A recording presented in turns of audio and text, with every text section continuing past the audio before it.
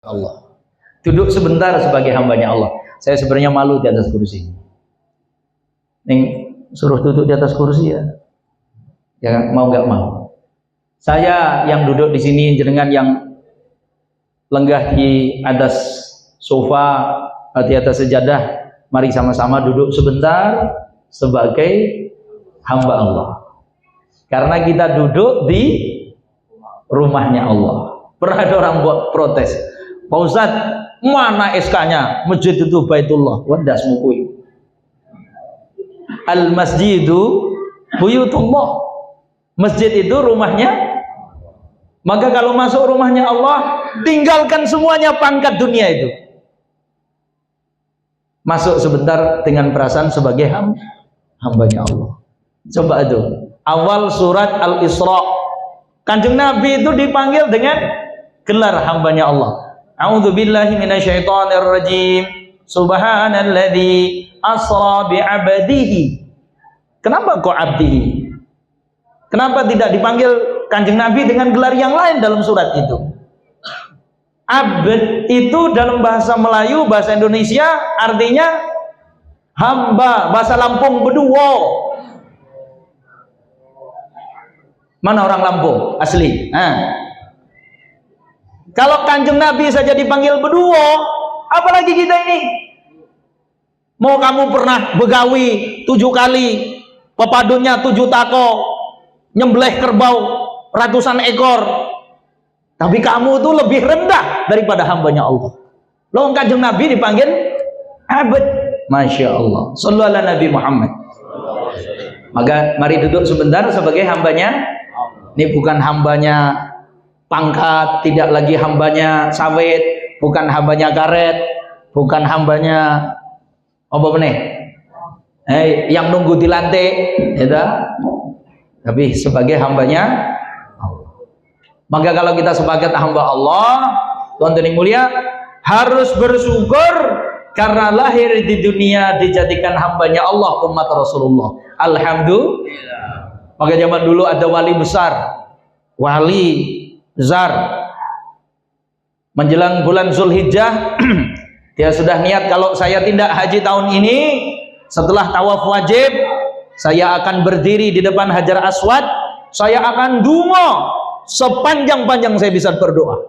Wali ini. Dan bisa tidak haji. Selesai haji, tawaf ifadah, tawaf sunnah, beliau diberikan Allah kesempatan berdiri di depan Hajar Aswad.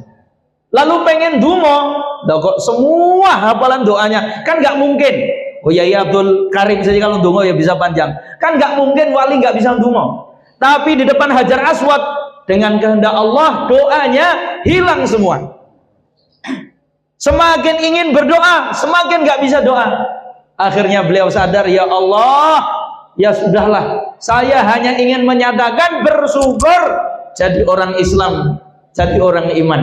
Maka akhirnya bibir beliau yang mulia, wali besar ini hanya bisa melantunkan sedikit syukur, alhamdulillah bi ni'matil imani wal Islam. Apa bunyinya? Alhamdulillah bi ni'matil imani wal.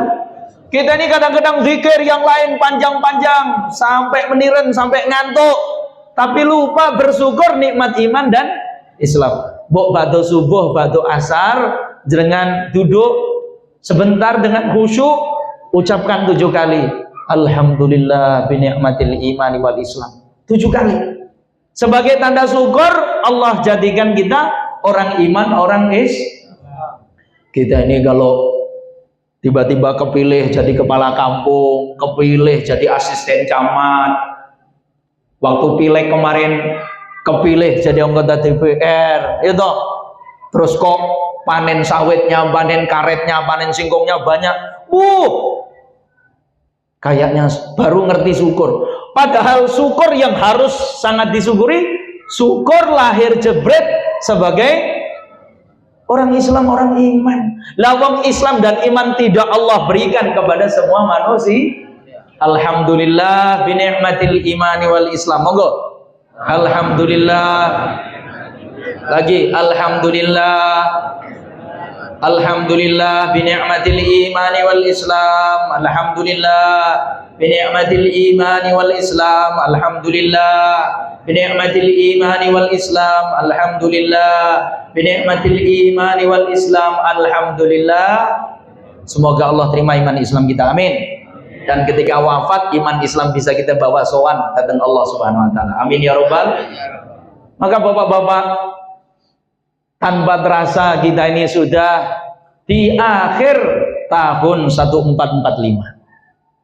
Banyak-banyak sholawat sama kanjeng Nabi, karena kita bisa hidup di atas dunia asbab berkah lahirnya beliau yang mulia kanjeng Nabi Muhammad. Dalam hadis qudsi Allah proklamirkan, Allah proklamasikan, Allah umumkan kepada seluruh penduduk langit dan dunia, laulaka ya Muhammad, laulaka ya Muhammad, laulaka ya Muhammad ma khalaqtul aflaq. Kalau bukan karena engkau wahai Muhammad sallallahu alaihi wasallam, jika bukan engkau Muhammad, bukan karena engkau wahai Muhammad, ma khalaqtul aflaq, tidak perlu aku ciptakan yang lain. Kayak gitu mau ngesok jadi orang yang berbaju pakai dasi, pakai sepatu, sudah kayak nggak nyentuh tanah, lupa. Kalau bukan karena kanjeng Nabi lahir ke atas muka bumi, yang lain tak perlu ada.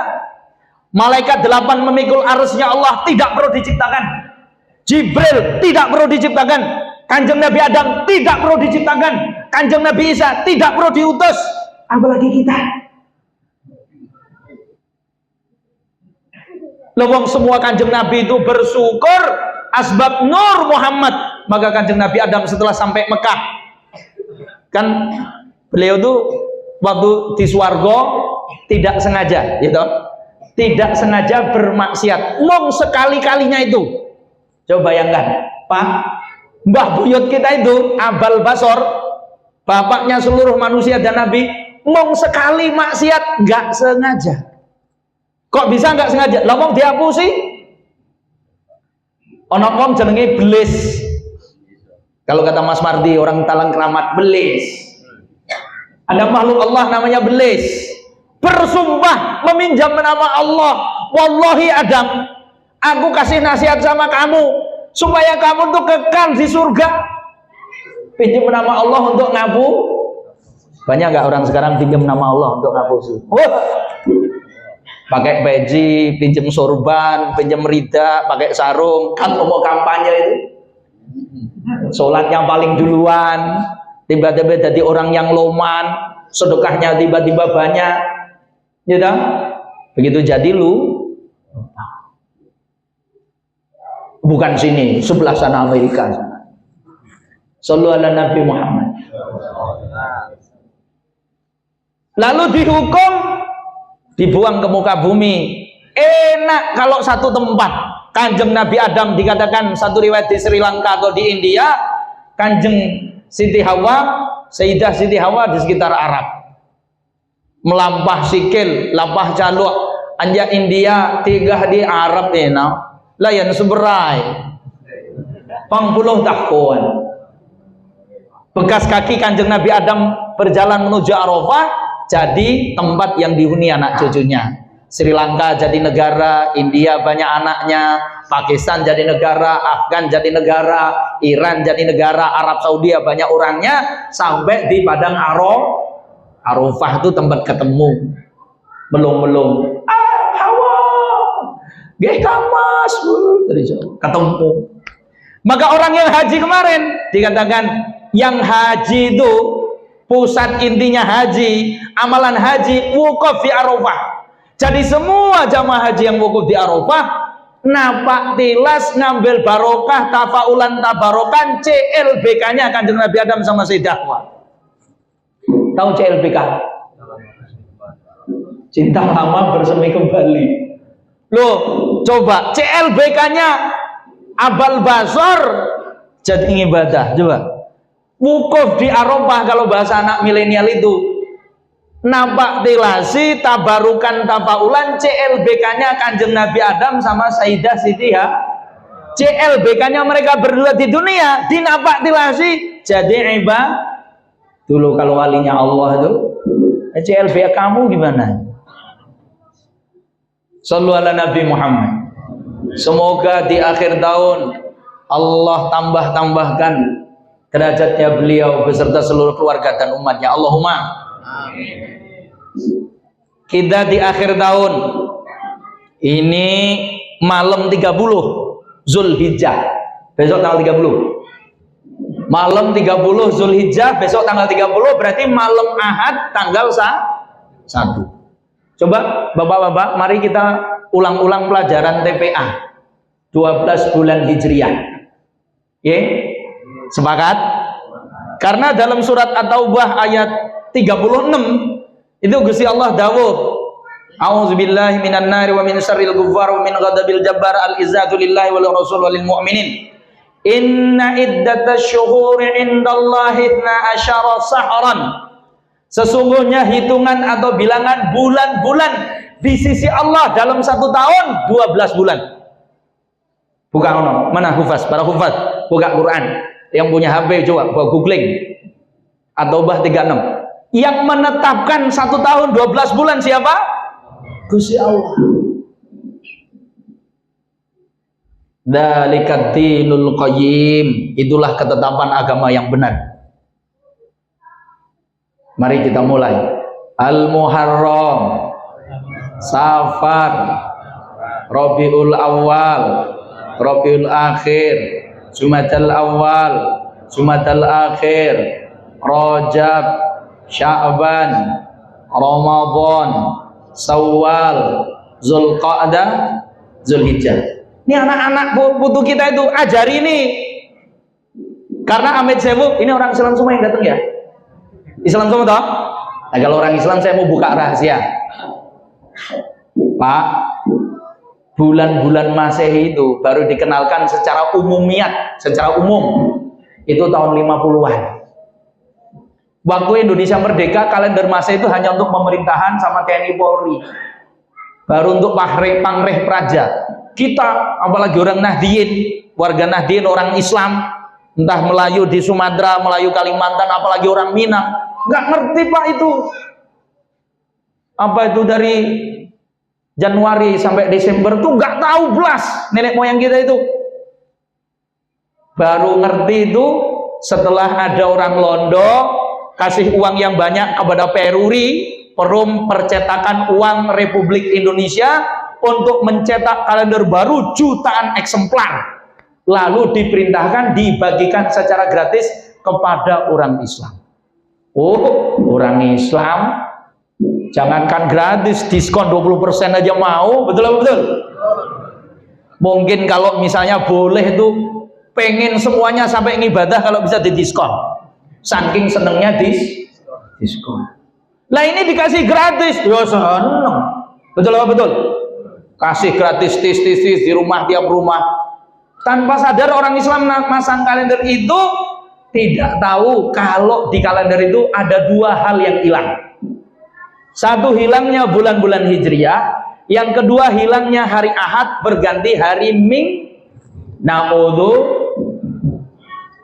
Coba Pak, buyut kita tuh nggak ngerti hari Minggu. Yayek sama Siti saya di Banjaratu tuh nggak ngerti Minggu.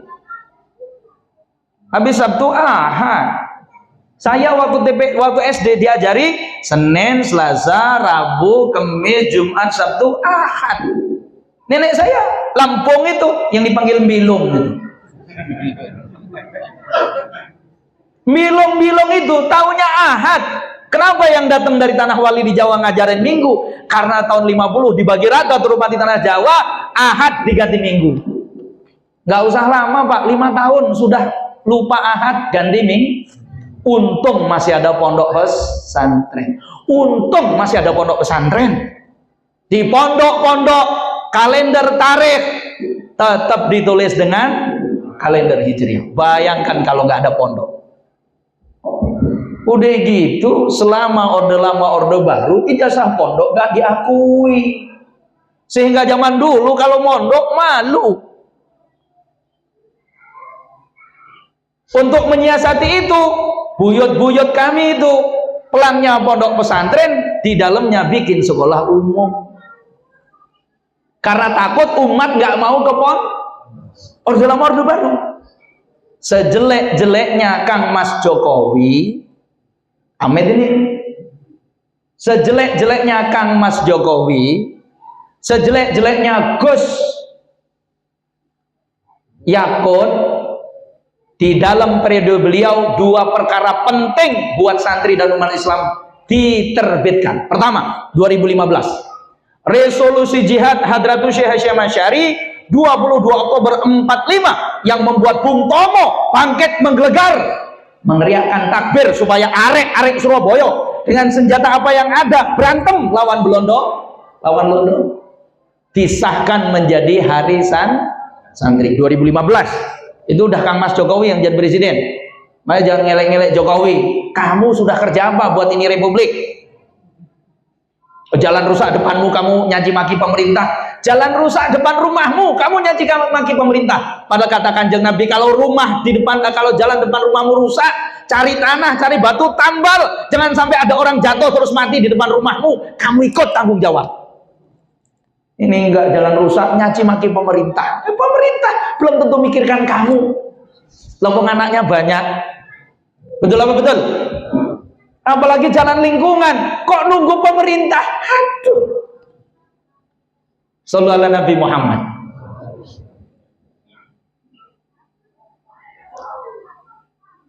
Lalu yang kedua, diterbitkan Undang-Undang Nomor 18 tahun 2019.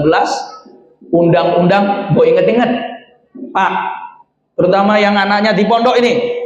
Undang-Undang Nomor 18 tahun 2019 diterbitkan oleh pemerintah dan DPR tentang pondok pesantren. Coba 45 ke 2019 berapa tahun kita merdeka? Pinter dagang, tukang catat karet, berapa tahun? 70 tahun lebih, 75 tahun lebih. Barulah pondok pesantren diakui sebagai lembaga resmi pendidikan Islam dengan kekhasan atau kekhususan yang kurikulum, alumni dan ijazahnya diakui sama, setara, sederajat dengan pendidikan formal. Nah, nggak usah lagi ragu Pak, apalagi mondoknya di cabang Temboro. Temboro satu dari 38 pondok sepuh di Indonesia yang sudah mengadakan ujian mandiri sejak tahun 80-an. Karena di dalam undang-undang itu, untuk diakuinya ijazah dan alumni yang sama setara dengan pendidikan formal, pondok itu harus sudah melakukan ujian mandiri. Syarat ujian mandiri, santrinya minimal 1000. Kalau nggak 1000, gabung dengan pondok yang besar, jadilah cabang pondok yang besar, baru bisa ikut ujian mandiri, sehingga ijazah anakmu sama dengan pendidikan umum. Kalau masih mau jadi polisi, tentara, pegawai negeri. Kalau memang mau jadi marbot masjid, jadi ustadz di pondoknya, bikin TPA, nggak perlu berusingkan itu. Memang sudah jurusannya. Betul apa betul? Maka sejak tahun 2012, Polri, Kepolisian Republik Indonesia, telah membuka jalur khusus penerimaan Bintara Polri, namanya Bakamsus, Bintara berkemampuan khusus, jalur khusus anak pondok pesantren. 2014 3 matra TNI, dimulai dari Angkatan Darat, Angkatan Laut, terakhir Angkatan Udara, ikut Bakamsus. Semua alumni pondok dijemput, asal dia punya satu dari 12 keahlian khas pondok pesantren. Bisa qiraat sab'ah, hafal kitab kuning salah satunya, hafal hadis minimal 300, atau dia pinter azan, pinter rebana, pinter ceramah, pinter pencak silat, maka dia masuk jalur itu jadi tentara atau polisi tanpa tes. Jangan ketinggalan Pak infonya. Maka kalau buka YouTube tuh jangan dangdutan terus, dibuka tuh informasi yang bagus. Alumni santri Temboro ini yang di pusat sama di Jawa Tengah, Jawa Timur, langganan tiap tahun jadi Bintara Arhanud Kodam 5 Barwijaya. Langganan Pak Bintara itu. Walaupun kiai saya agak kurang suka, karena tahunya kiai saya itu pengen anakku tuh jadi kiai. Saya itu pengen santri-santriku nyebarkan kebaikan agama sampai pelosok-pelosok dunia. Tapi jadi tentara, ya tentaranya Allah, gak apa-apa lah. Iya Pak. Jadi, nah itu soal pondok pesantren, soal kebaikan-kebaikan negara. Kita sudah di akhir Zulhijjah. Apa yang bagus di akhir tahun? Menghisap diri. Apa Pak? Menghisap gini, cara Jawa apa tuh? Introspeksi ini cara londo. Ilang, iling, ilung. Ya. Ilang, iling, ilung badan sendiri. Henang, hening, henung kata Sunan Derajat. Kamu tuh mbok sebentar dalam sehari, kalau nggak seminggu, kalau nggak sebulan, seminggu, setahun, diam, henang, hening, henung, ilang, iling, ilung, nginget-nginget dirimu itu loh. Apa yang diinget? Tahun kemarin berapa banyak amal soleh sudah saya kerjakan, berapa banyak amal agama sudah saya laksanakan, terus berapa banyak saya mampu meninggalkan maksiat. Tahun depan gimana? Apa yang harus saya tambah? Apa yang harus saya tinggalkan? Ilang, iling, ilung. Itu ilmunya orang Jawa. Lampung nggak punya, Gunung Batin nggak punya nggak ilmu ini. Gunung Batin tuh punyanya Nyerwit, Betandang, Bekarang Punyau, Ngawil, Masang Bubau. Itu kerja orang Lampung. Yang punya ilmu tinggi itu jerangan-jerangan ini. Maka ilmunya itu jangan cuma dipasang di papan gor, di banner, terus sampai makan rayap. Gitu. Coba tuh, Sunan Derajat punya ajaran pepali pitu. Mana orang Jawa? Oh, orang Lampung semua nih dia ya. Sunan Derajat tuh punya ajaran pepali pitu. Yang nomor 6, mulya kang wadya waktu 5. Kamu tuh akan mulia kalau kamu menunaikan waktu yang 5. Itu Sunan Derajat itu. Itu. Coba Pak, Masya Allah. Hitung. Setahun kebungkur, sedekah saya berapa banyak, sholat sunnah saya berapa banyak, sholat wajib saya sudah jamaah tepat waktu belum, itu mulut saya ini sudah bisa nahan ngerasani apa belum, banyak zikirnya apa ngerasaninya, banyak tahlilnya apa dangdutannya, banyak tasbihnya apa doboknya. Loh, bener loh. Dulu malam saben Jumat jenengan baca itu ayatnya. Al-yawma nakhtimu ala afwahim wa tukallimuna aydihim wa tashhadu arjuluhum bima kanu. Saben malam Jumat diwaca. Lah kok enggak iling-iling? Kupingmu, matamu, cangkemmu, irungmu, tanganmu, kakimu, hati fikirmu, nanti Gusti Allah mau tanya. Lebih banyak untuk kebaikan apa keburu? Semoga kebaikan. Allahumma. Maka kayaknya dauhnya Kanjeng Nabi yang masyhur perlu kita ulang-ulang. Apa itu? Alamatus saqawah arba'atun. Tondo-tondone wong celaka ana 4. Tanda jimo jelakau watpa. Yang pertama, nisyanud dzunubil madiyah, dzunubil madiyah, nisyatul dzunubil madiyah. Mana santri? Ini zaman waktu masih kelas 1, lupa. Nisyanuz dzunubil madiyah wa hiya indallah mahfudhah. Tanda celaka yang pertama, suka belaga enggak punya dosa. Nisyanud dzunub, sering melupakan perbuatan dosa yang dilakukannya, padahal wa hiya indallah mahfudhah, padahal di sisi Allah tercatat kekal. Naudzu maling, gitu, ngapusi, nyawang barang haram, apa nih? Pokoknya sak kabeh-kabehane maksiat. Ciri orang celaka, dia pernah buat maksiat, dia belaga orang nya iki mau wae nya makan bang ngopak nggo dawulan mau hanya makan sembayang. Enggak gawe. Aku enggak tahu ngrasani wong nyolong ya ora tahu, ning ora salat ya padha wae. Terus pripun Pak Ustadz? Ya salat. Lho nek salat maling, ya mending daripada orang maling ora salat. Nah iso ya salat ora nek jek salat terus jek maling. Kata Kanjeng Nabi, kalau ada orang salat tapi masih maling, suruh dia salat lebih khusyuk, wudunya benerkan tepat waktu. Terus kalau mantep-mantep marang Gusti Allah waktu takbiratul ihram, bayangkan sholat terakhir lagi di atas jembatan Sirat, depan kanan kiri ini malaikat Malik, suruh malaikat Jibril, kanjeng Nabi di depan. Bayangkan itu, insya Allah nanti lama-lama dia khusyuk, sholatnya tanha anil fahsya. Nanti sholatnya akan menghentikan dia dari perbuatan yang buruk. Allahumma. Kan kadang-kadang orang yang sholat ini kecil hati. Dia sholat tapi belum bisa ninggalkan mabuk, ya masih zina dikit-dikit, ya toh. Orang masjid belagak wali, rasa sholat nek ngono kuwi.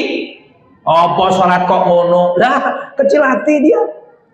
Namanya iman orang beda-beda, Pak. Betul apa betul? Oh, sahabat Kanjeng Nabi merno-merno.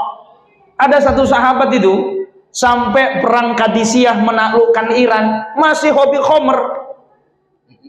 Ada sahabat Nabi sudah meninggal, hidup di zaman Sayyidina Umar, panglimanya Sayyidina Sa'ad bin Abi Waqqas yang bisa manah tanpa melihat. Musuh di belakang, dia manah arah depan, panahnya bisa ke belakang. Itu panglimanya, tapi prajuritnya ada yang masih suka khomer. Malam mau perang, besok pagi mau perang sama Iran, sama Persia. Malam ini masih mabuk, dihukum sama panglimanya, masukkan penjara. Saya lupa namanya beliau itu.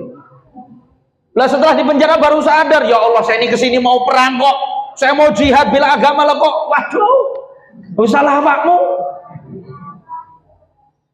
Akhirnya begitu dia mendengar kawannya takbir, waduh itu tuh takbir syahid itu, bukan takbir menang.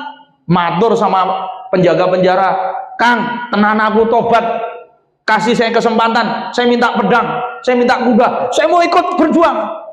Tapi nanti habis perang, kalau kamu masih hidup, balik lagi ke penjara ya. Siap. Maka beliau berkuda. Anehnya, kuda Sayyidina Sa'ad tidak dipakai.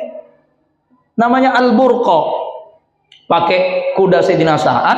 Pedang Sayyidina Sa'ad, karena waktu sakit, kan beliau mengombandonya dari menara, sini pakai tongkat, gak pakai pedang.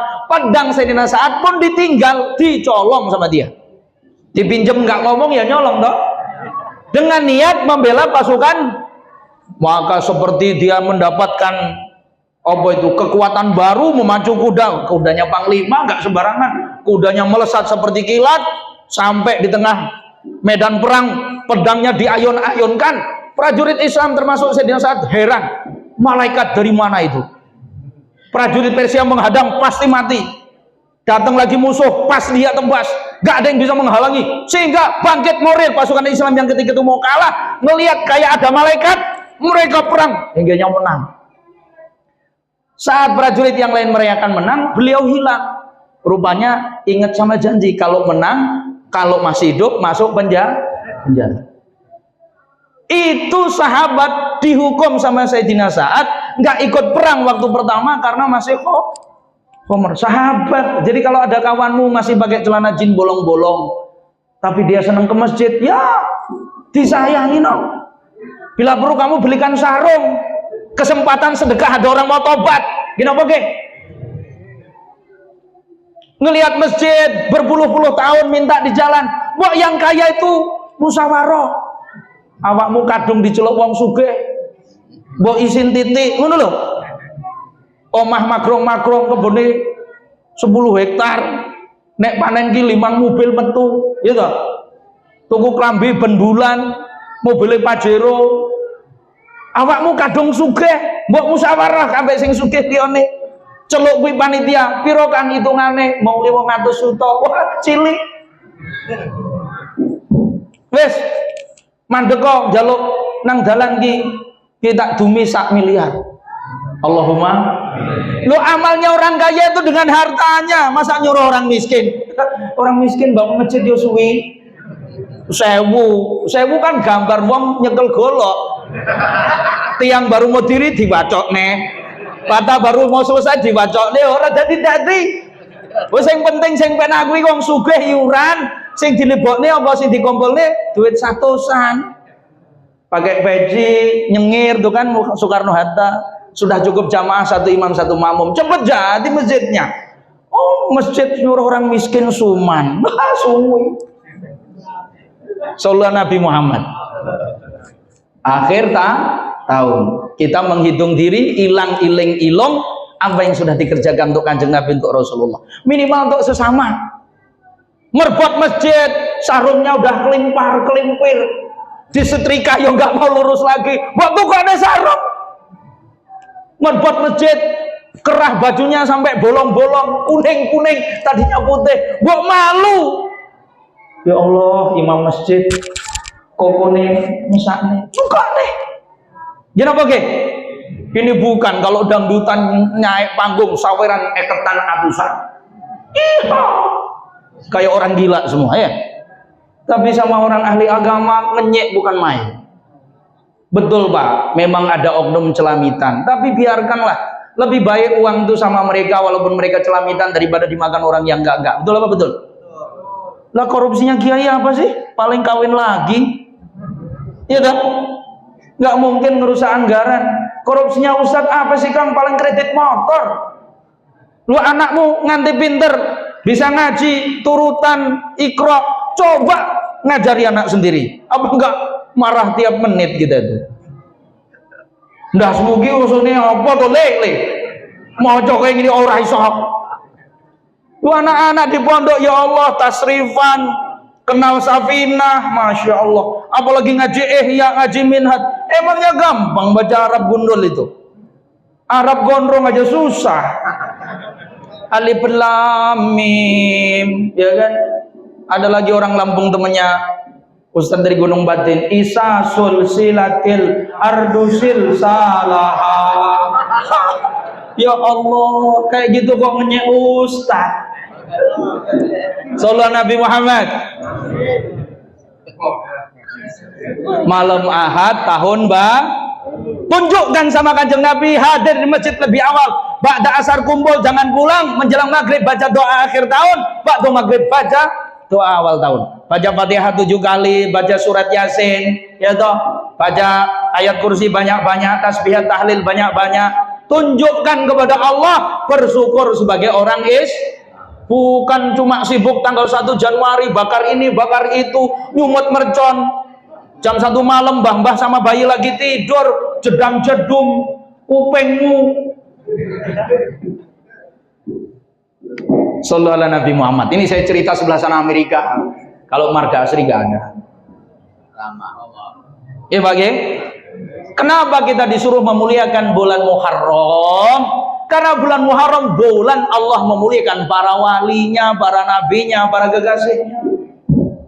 Coba Kanjeng Nabi Adam ketemu sama Sayyidah Siti Hawa 10 Muharram. Nabi Nuh setelah 40 hari di atas banjir bah, mendarat di Bukit Judi, toto-toto dengan masyarakat baru 10 Muharram. Nabi Idris ngajari malaikat noto matahari. Matahari dulu nggak taat Mas. Matahari ini dulu kemelinti. Iya, dia nggak tepat, nggak setia terbit sana. Mauannya dia, malaikat penjaga matahari ini lapor sama Nabi Idris. Nabi Idris, panjenengan kan kekasihnya Gusti Allah, nabinya Allah. Mbok aku diajarin donga supaya matahari ini mau taat, istiqomah timur barat, jangan bentar-bentar kanan, bentar-bentar kiri, tahu-tahu belok gitu. Maka Nabi Idris ngajak wirid, sejak itu matahari istiqomah timur barat. Itu 10 suruh. Terus Nabi Musa menang lawan Fir'aun. Dulu itu ada presiden namanya Fir'aun. Itu karirnya penjaga pintu regol. Terus pengen kaya, ngadep ponanya namanya Musa alaihi salatu wassalam. Kalau bahasa Lampung, Musa nyak jo kemaman mau teman kan. Betahpun uge dengan dunia susah juga. Kilo ibu jemaah Allah nih kok kalimullah tuh apa mengingat jadi dimugayo. Saya ini orang susah, kamu kan kalimullah mbok dungo supaya pamanmu kaya. Kaya naik jadi jual semangka, makin kaya. Terus suatu hari lihat karnaval tentara. Loh, tentara itu kok ganteng-ganteng, cakep-cakep, gagah-gagah, daftar jadi bintara, keterima. Dasar orang pinter masuk CAPA, sekolah calon perwira, lulus.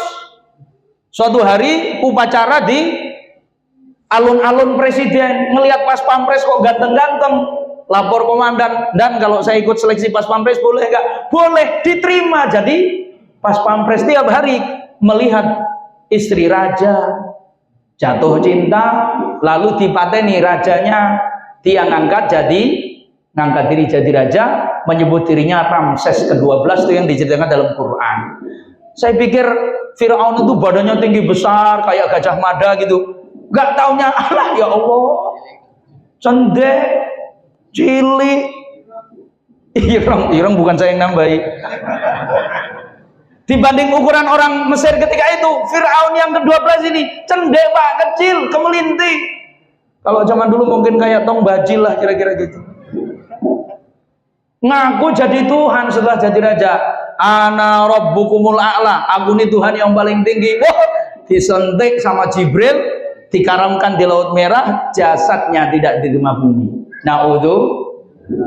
Menang lawan Firaun. Asyura tanggal 10. Nabi Yunus dimuntahkan dari ikan Nun tanggal 10. Nabi Yusuf dibebaskan dari fitnah tuduhan Zulaikha tanggal 10.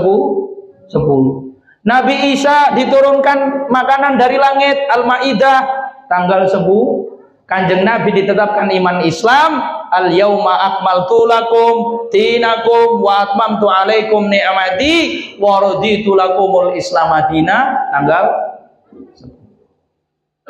Walaupun itu kejadiannya para ahli tarikh mengatakan itu hari Arafah, mesti Zulhijjah bukan Syuro, tapi ketetapan iman Islamnya Rasulullah dan umatnya yaitu bulan Muharram. Maka kita disuruh mengkeramatkan bulan Muharram.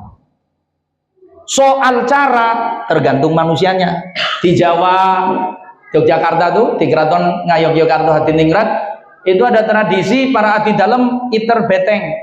Diem aja iter beteng. Itu ada di Jakarta iter beteng. Diem. Apa itu? Lambang bulan Suro, cangkemmu gitu. Mbok Joko, ilatmu puasa. Karena bulan Suro. Di Solo, Keraton Solo, masyarakat Solo, malam Suro, kirap Yai Slamet. Kupikir pakai sorban, pakai jubah, nggak taunya kebo putih. Pertama kali dulu saya waktu sanawiyah diajak ke Solo pas gerbek Suro. Saya pikir Kiai Slamet itu kiai besar, nggak taunya kebo putih. Kebo putih diarak keliling keraton, terus keliling Solo. Kalau ngising, yang kirap tuh rebutan isengnya Yai Slamet dibalurkan ke tubuh. Jangan salah paham. Jangan salah paham. Ini namanya sikap. Ini namanya interpretasi, bukan agama. Dan boleh. Sebagaimana orang Jawa bikin belangkon, orang Minang bikin peci perahu, Lampung manuk megom. Orang Lampung pecinya manuk megom. Jadi kalau sujud susah. Ya kalau mau sholat tuh manuk megomnya dibalik dulu.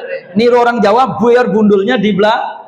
Dasar orang Lampung. Orang Jawa nyimpen bundul di belakang, bundulnya taruh depan. Ya Allah. Sallallahu ala Nabi Muhammad. Tapi ini budaya Pak. Kita nggak boleh nyalahkan budaya. Mengapa orang Jawa demikian rupa mengkeramatkan bulan Suro? Karena dalam surat At-Taubah tadi itu tentang Isna'atsara syahron, 12 bulan di dalam 1 tahun, ada kalimat minha arba'atul hurum. Di dalam 12 bulan itu ada 4 bulan yang mulia selain bulan Ramadan. Apa itu? Coba, bulan mulia loh Pak. Ini yang dawuh Gusti Allah dalam Quran. Di antara 12 bulan ada 4 bulan yang mulia. 3 bulan renteng. Apa coba? Sito, Zulqa'dah, Zulhijjah, Muharram, renteng. Di tengah tahun ada bulan Rejab. Jadi Zulqa'dah, Zulhijjah, Muharram, Rejab, 4 bulan yang disebutkan di dalam surat At-Taubah itu.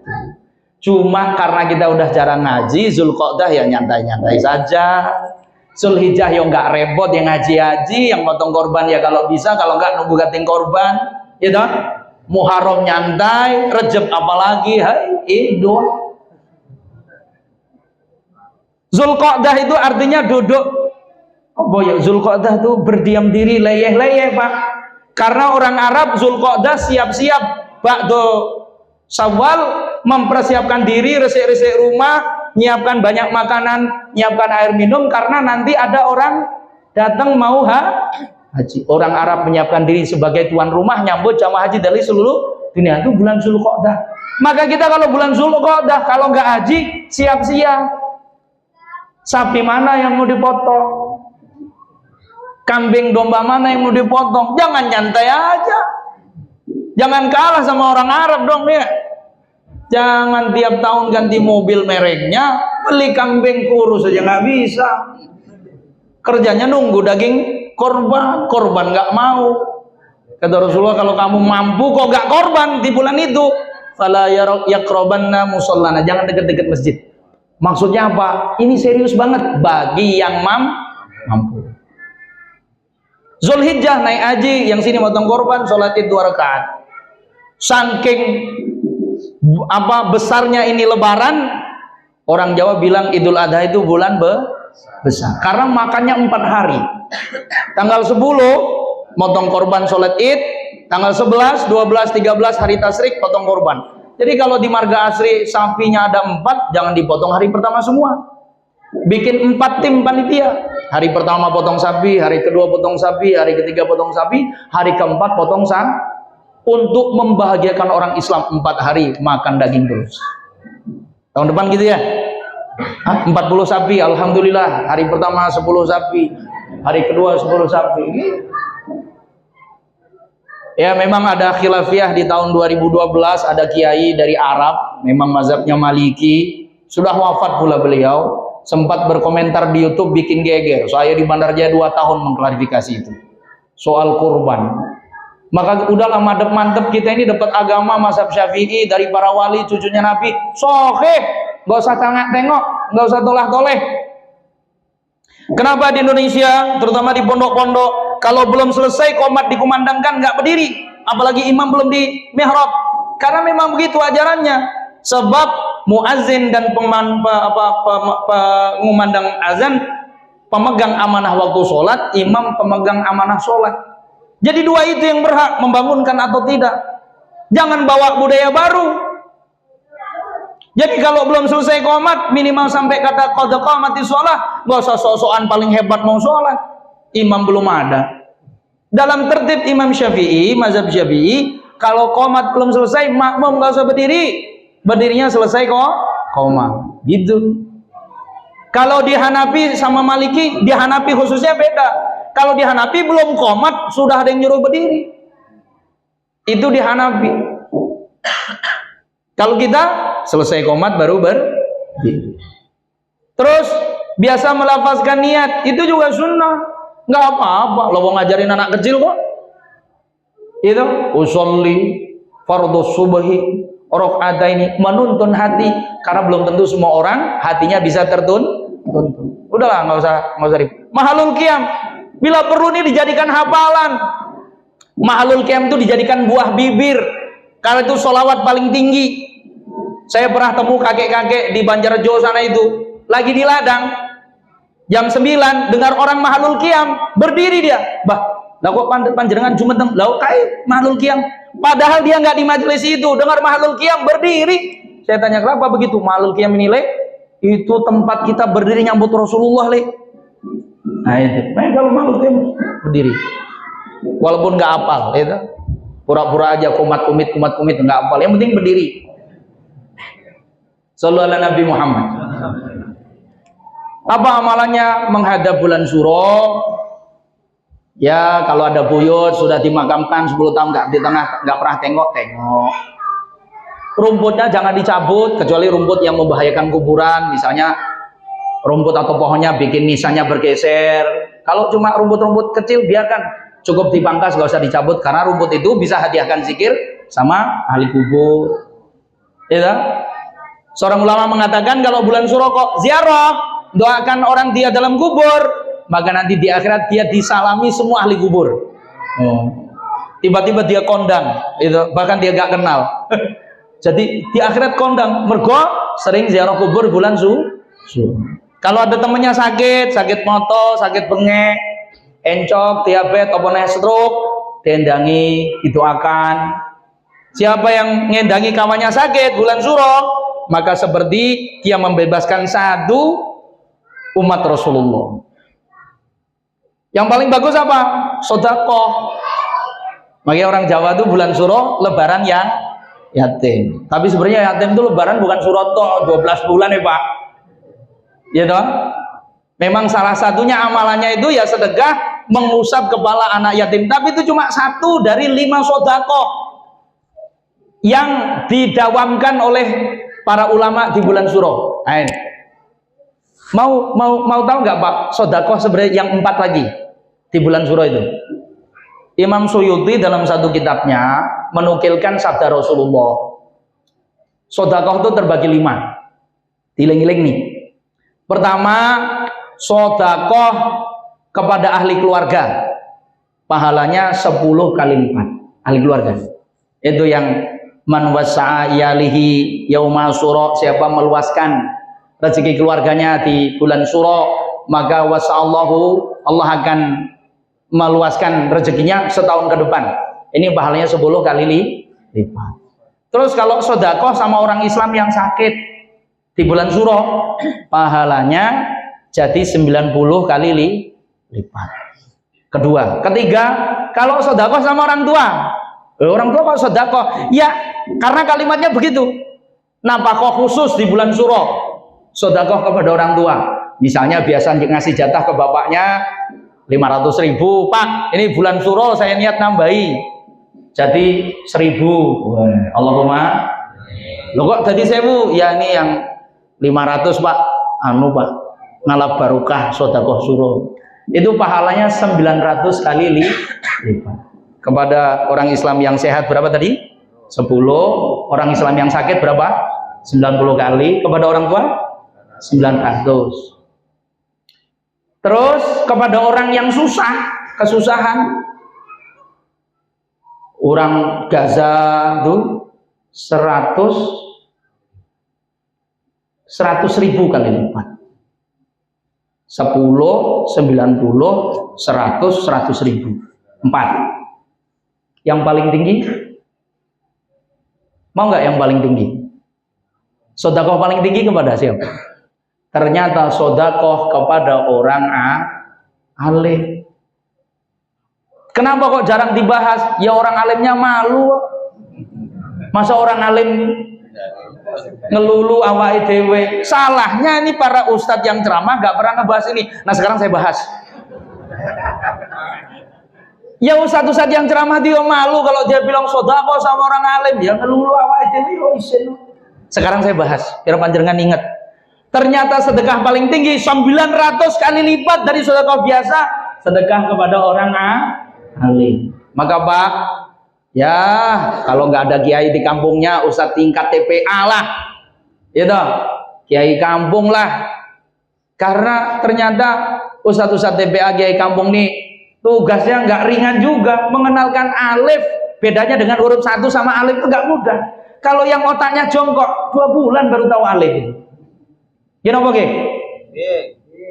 Orang Lampung kalau ngaji alif datus a, alif bawah i, alif depan u, a, i, u. Itu 2 minggu, Pak.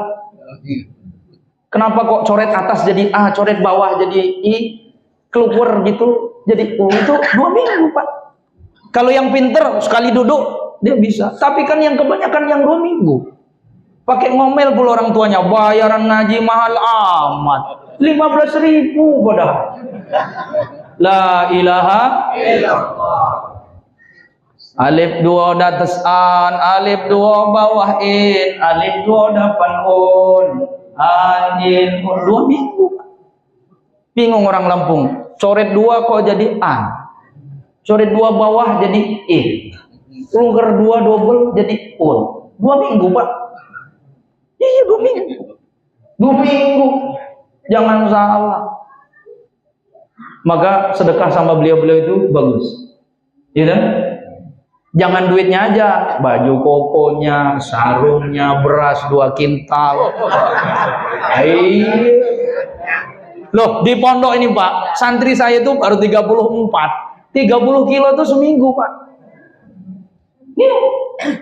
Karena saya kebetulan dapat sanad dohim, kamu kalau punya santri nggak usah ngelepotin wali santri. Ingat nggak ingat wali santri, anaknya diurusin siapa? Maka saya nggak pusing, datang nggak datang wali bodoh amat, yang penting anak gue sih urusin. Ingat, alhamdulillah nggak ingat terlalu.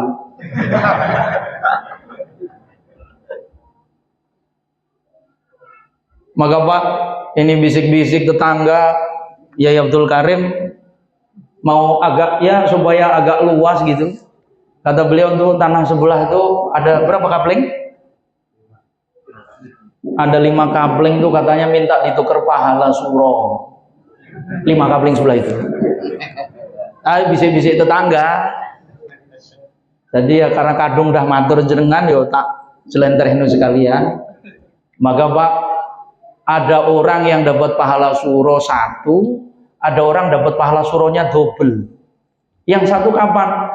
Nunggu sodakohnya besok. Jadi besok tanggal 1 hari Ahad pagi dia datang ke rumah Yai Abdul Karim. Kemarin Ustaz Ibrahim dari Banjaratu itu kan bilang tuh kaplingan mau kita tukar pahala suro. Saya punya uang nih cuma 100 juta. Tolong doakanlah saya dapat pahala suro. Itu datangnya Ahad pagi. Cuma dapat pahala suro 1.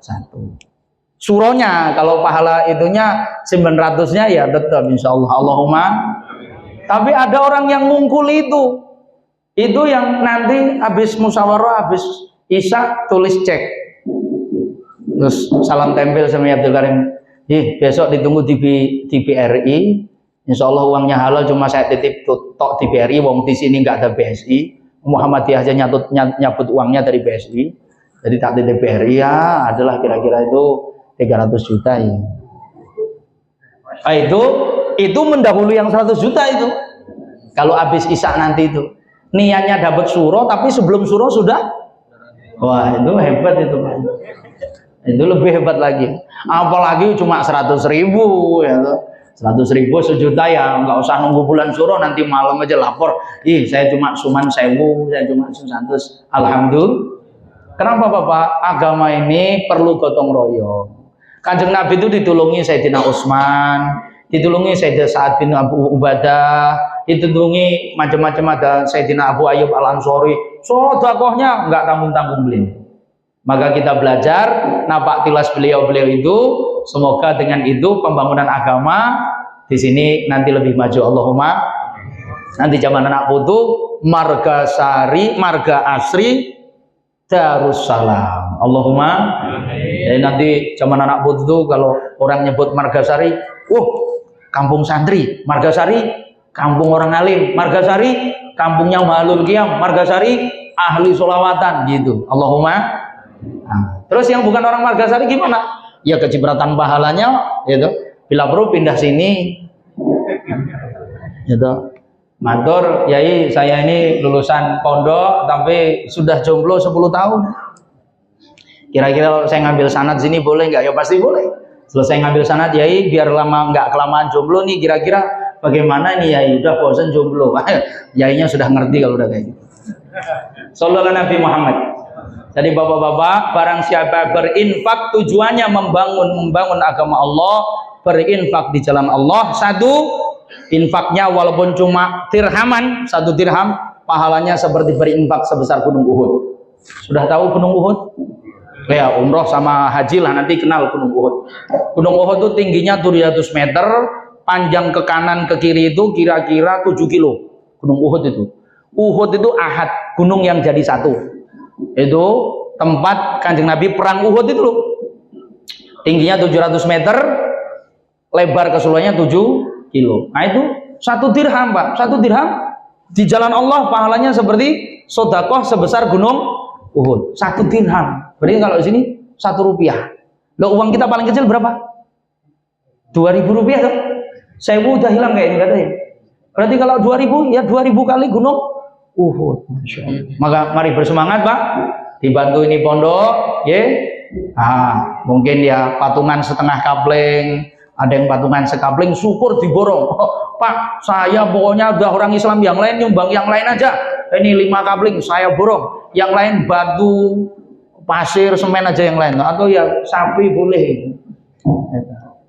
Itu nggih Pak nggih. Mari kita sama-sama mawas diri, sama-sama menghisab diri, amal apa yang sudah kita lakukan tahun 1445 Hijriah, lalu cita-citanya nambah amal ibadah apa di tahun 1446.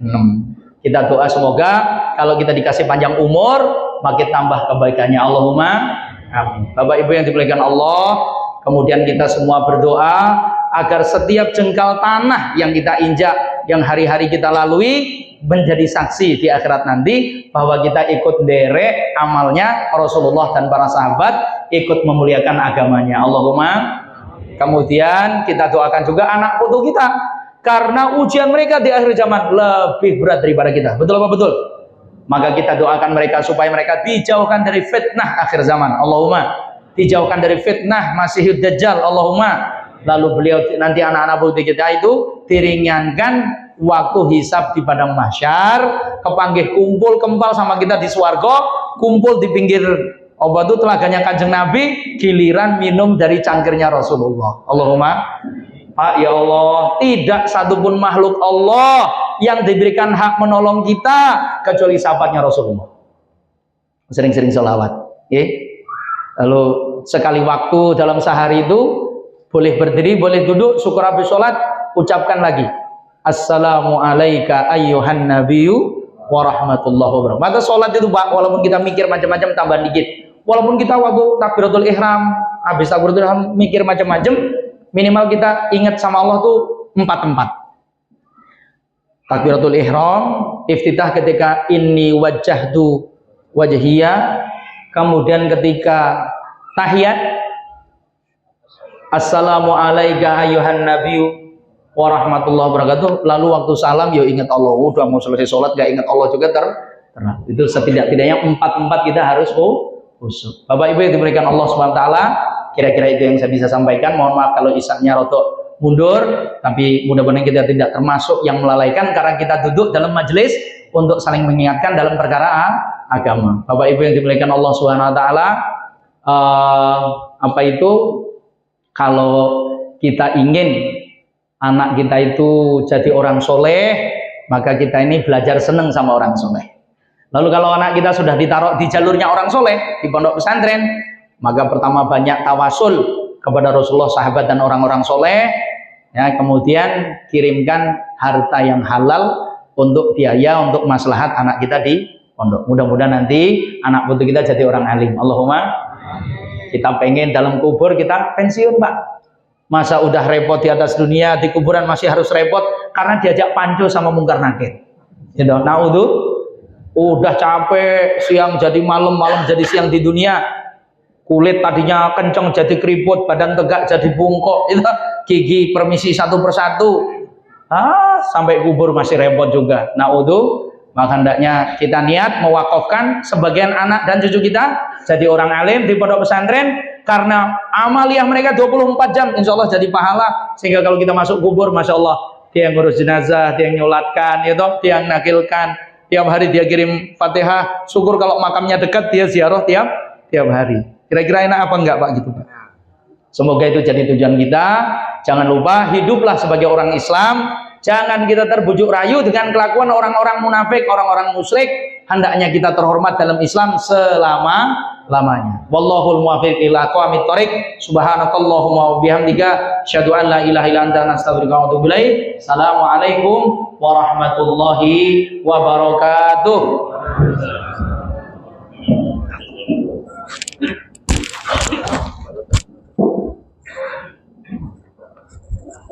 Adhan.